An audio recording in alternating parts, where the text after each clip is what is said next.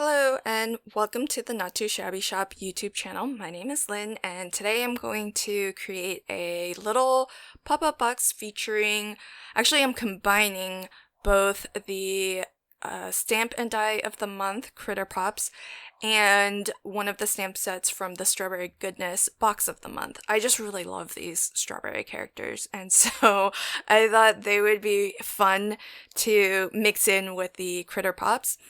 And I am using a die to create my pop-up box. I think it's an older one from Sizzix. If it's still available, I'll link to it in the description box below. But I know that there are plenty of pop-up box die sets out there. So use what you have, and also if you want to just hand cut your own, this is one of the interactive style of cards that's pretty easy to hand cut because it's just a lot of straight cuts. And this one in particular, because it's just the bottom of the box. It doesn't have sort of the little flaps or even the back panel of the pop-up box, so that's why I kind of like it. It's a little bit different, a little bit unique.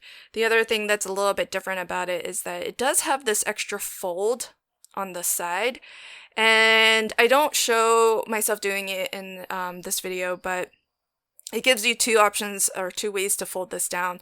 So if you fold it the way that I'm about to glue it, and this is my preferred method for gluing down anything that's intended to fold down flat, is I do like to just fold one half over the other so that all of the glue tabs, so in this case I have 3 bridges and then the final glue tab on the side of the box.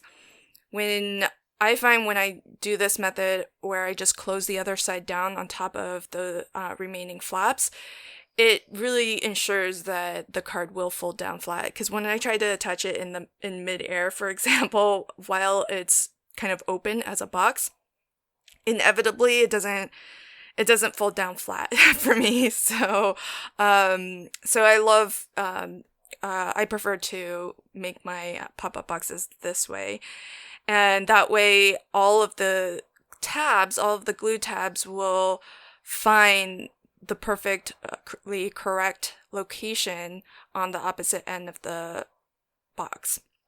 And so if you fold it down this way, the box is actually 5.5 inches wide. And so depending on what you put into the box and how tall things stand up outside the box, this will definitely still fit into a USA 2 size card. But then there is the option, because there's an extra fold on the side of the box, if you fold one of those inward, I have it in hand right now and I measured it, so the width then becomes actually just over 4 inches. And so if you fold it that way, there's a little bit more bulk because you're folding a portion of the box inward, so there's a little bit more kind of overlapping, but that means you can put taller items in your box if you are trying to still fit this into a USA 2 size card. So that's one of the things that I kind of like about this die set, because you have a couple of different options for how you want to fold it back, fold it down when you do put it into the envelope. So I've just got some beautiful pattern papers, and the box itself is fairly small. So for example, if we're just looking at that front panel where I've got the green pattern paper, it's about 2 3/4 inch square. And so you don't really need that much pattern paper really to decorate and I decorated all 4 sides, the front and the back, and then the 2 sides. So here I did these pink pattern papers. The gingham pattern paper is going to decorate the sides, and because there is that fold that the die does put in for you when you run it through your die cutting machine, I'm not going to just use one piece of pattern paper across there because I don't think it's going to fold down nicely. My white cardstock is 120 pound cover weight. So it's pretty sturdy, it's pretty thick. So I don't want to add another layer of pattern paper, especially this pattern paper from Lawn Fawn. It's pretty good quality. It's a nice, it's not paperweight. It's a good sort of layering cardstock weight.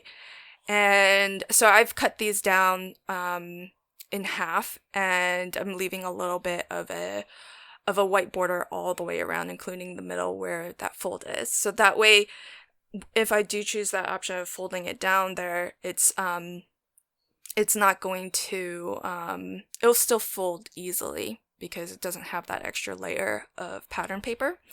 And now that my box is constructed, now it's just the fun part of decorating and sticking all of my cute little characters in here. So I'm using some heavyweight acetate for my pop-up stands. So this is the nice strong stuff that it won't. So normally when I make shaker boxes or shaker cards, I use a thinner acetate because you don't really need for that acetate to kind of stand up and be, sturdy. You just need it for sort of that clear aspect of the acetate. But with pop-up stands, you do want this to be nice and sturdy so that it can really hold up whatever you attach to it, and add some stability or sturdiness to whatever elements you're using.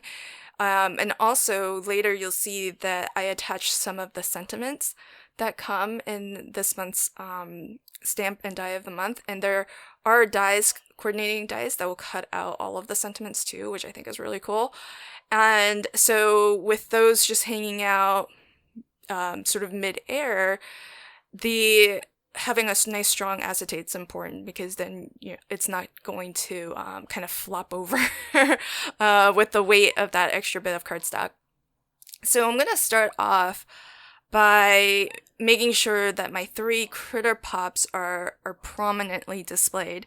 And I know I'm gonna be sort of overstuffing the box a little bit with the extra strawberry characters, but I think that's okay because it just makes the whole box look a little bit more full, and it just gives the person who gets this card some more reason to just kind of turn it around, twist it around, look at it from different angles and whatnot.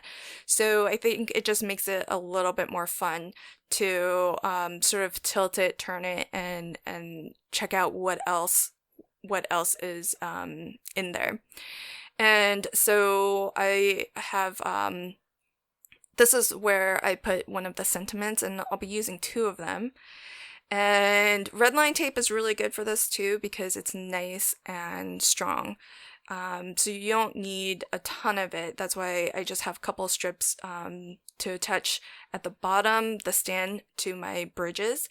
And I like to attach the bridge to the back, or the pop-up stand, the acetate pop-up stand, to the back of the bridge so that you don't see the stand. But when I attach a die cut, I actually attach that to the front of the stand so that you can actually see that detail in full. So that's just small little personal preferences.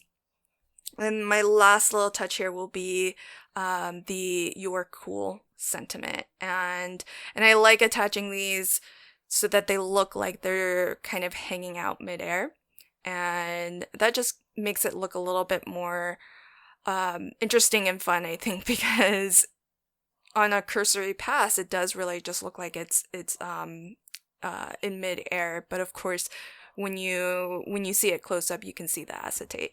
So that's my finished pop-up box. As you can see, everything folds down nice and flat.